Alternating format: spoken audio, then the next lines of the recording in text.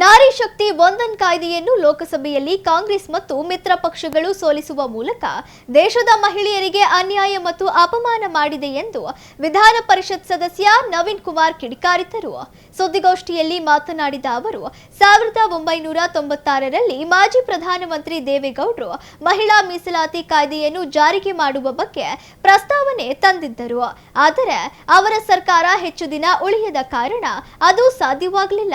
ನಂತರ ಪ್ರಧಾನಿ ನರೇಂದ್ರ ಮೋದಿರವರ ಸತತ ಪ್ರಯತ್ನದಿಂದ 2023ರ ಲೋಕಸಭೆಯಲ್ಲಿ ಈ ಕಾಯ್ದೆಯನ್ನು ಮಂಡನೆ ಮಾಡಿ ಅಂಗೀಕಾರ ಪಡೆದರು. ಇದೀಗ 2026ರಲ್ಲಿ ಮಹಿಳಾ ಮೀಸಲಾತಿ ಕಾಯ್ದೆಯನ್ನು ಸಂಪೂರ್ಣವಾಗಿ ಕಾರ್ಯರೂಪಕ್ಕೆ ತರಲು ಪ್ರಸ್ತುತ ಪಡಿಸಲಾಗಿತ್ತು. ಆದರೆ 2023ರಲ್ಲಿ ಒಪ್ಪಿಗೆ ನೀಡಿದ್ದ ಕಾಂಗ್ರೆಸ್ ಇದೀಗ ವಿರೋಧ ಮಾಡಿ ತಮ್ಮ ನಿಜ ರೂಪವನ್ನು ತೋರಿಸುವ ಮೂಲಕ ಮಹಿಳೆಯರಿಗೆ ಅನ್ಯಾಯ ಮಾಡಿದೆ ಎಂದು ಆಕ್ರೋಶ ವ್ಯಕ್ತಪಡಿಸಿದರು. ಮಹಿಳೆಯರಿಗೆ ಸ್ಥಾನಗಳನ್ನು ಜಾಸ್ತಿ ಮಾಡಿಕೊಟ್ಟರೆ ದಕ್ಷಿಣ ಭಾರತಕ್ಕೆ ಅನ್ಯಾಯವಾಗುತ್ತದೆ ಎಂದು ಸಿಎಂ ಸಿದ್ದರಾಮಯ್ಯ ಅವರಿಂದ ಹಿಡಿದು ರಾಹುಲ್ ಗಾಂಧಿ ಸೇರಿದಂತೆ ದಾವಣಗೆರೆಯ ಸಂಸದರವರೆಗೆ ಸುಳ್ಳು ಮಾಹಿತಿಯನ್ನು ನೀಡುತ್ತಿದ್ದಾರೆ.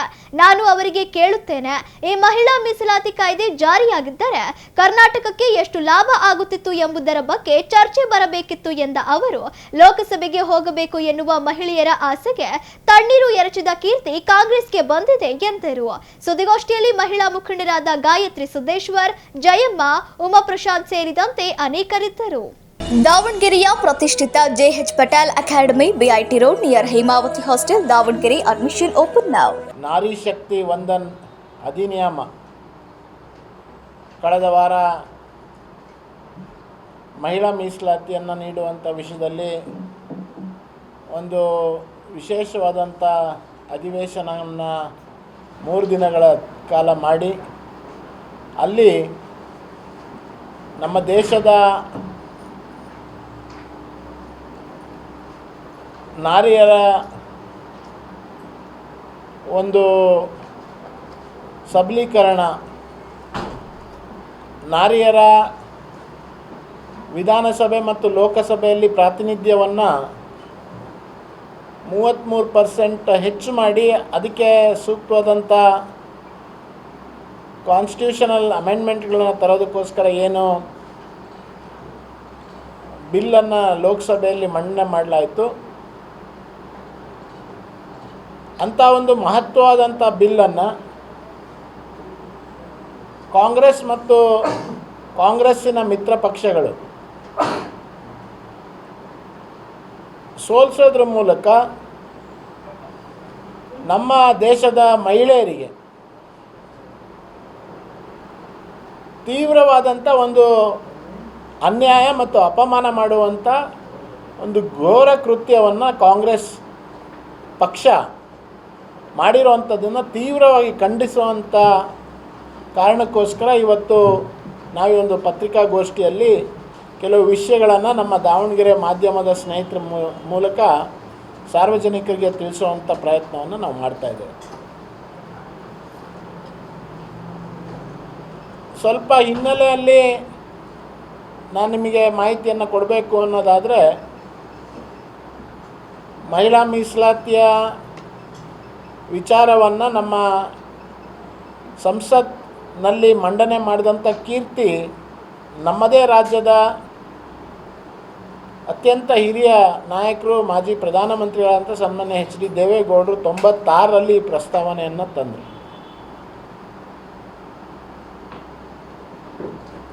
ಪ್ರಸ್ತಾವನೆ ತಂದಂಥ ಸಂದರ್ಭದಲ್ಲಿ ಅದಕ್ಕೆ ಸೂಕ್ತವಾದಂಥ ಕೆಲವು ಮಾರ್ಪಾಡುಗಳನ್ನು ಮಾಡಬೇಕು ಅನ್ನುವಂಥ ಹಿನ್ನೆಲೆಯಲ್ಲಿ ಕಮಿಟಿಗಳನ್ನು ರಚನೆಯನ್ನು ಮಾಡಿ, ಜಾಯಿಂಟ್ ಪಾರ್ಲಿಮೆಂಟ್ರಿ ಕಮಿಟಿಯನ್ನು ಮಾಡಿ, ತದನಂತರ ಇದನ್ನು ಮತ್ತೆ ಮಂಡನೆ ಮಾಡುವಂಥ ಪ್ರಯತ್ನ ಮಾಡಿದ್ರು ಕೂಡ ಅಷ್ಟೊತ್ತಿಗೆ ಅವರ ಸರ್ಕಾರ ಅಲ್ಲಿ ಉಳಿದಲೇ ಇರುವಂಥ ಕಾರಣಕ್ಕೋಸ್ಕರ ಇದು ಮತ್ತೆ ಮುಂದಕ್ಕೆ ಹೋಯಿತು.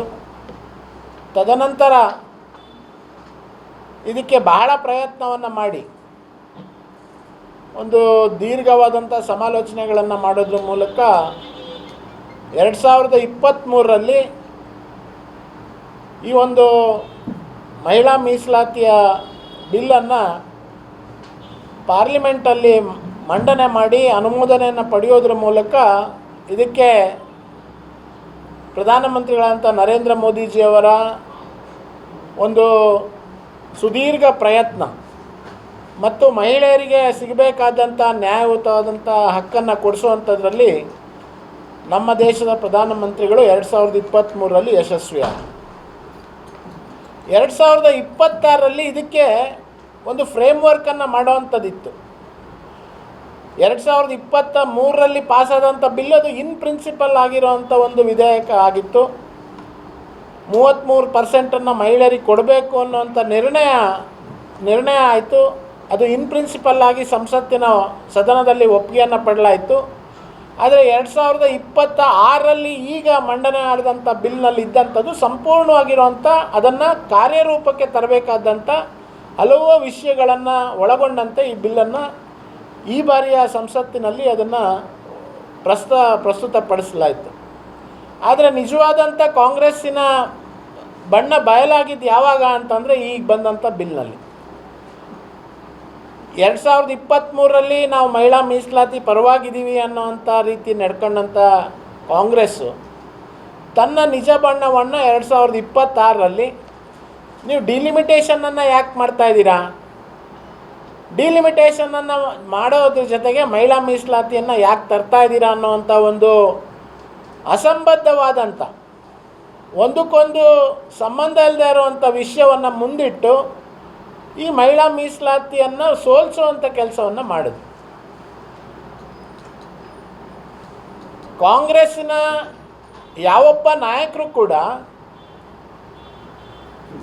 ಈ ಮಸೂದೆಯನ್ನು ನಾವು ಬೀಳ್ಸೋದ್ರ ಮೂಲಕ ಮಹಿಳೆಯರಿಗೆ ಸಿಗ್ಬೋದಾದಂಥ 2029ರಿಂದ ಸಿಗ್ಬೋದಾದಂಥ ಮೀಸಲಾತಿಯನ್ನು ನಾವು ಮತ್ತೂ ಇನ್ನೊಂದು ಅವಧಿಗೆ ನಾವು ಮುಂದಕ್ಕೆ ಹಾಕ್ತಾಯಿದ್ದೀವಿ ಅನ್ನೋವಂಥ ಪರಿಜ್ಞಾನ ಅಥವಾ ಉದ್ದೇಶಪೂರ್ವಕವಾದಂಥ ರೀತಿ ಇದನ್ನು ಮುಂದಕ್ಕೆ ಹಾಕಬೇಕಾಗಿರುವಂಥ ಹಿನ್ನೆಲೆಯಲ್ಲಿ ಇದನ್ನು ತಡೆ ಹಿಡಿಯುವಂಥದ್ರಲ್ಲಿ ಅವರು ಯಶಸ್ವಿಯಾದರು.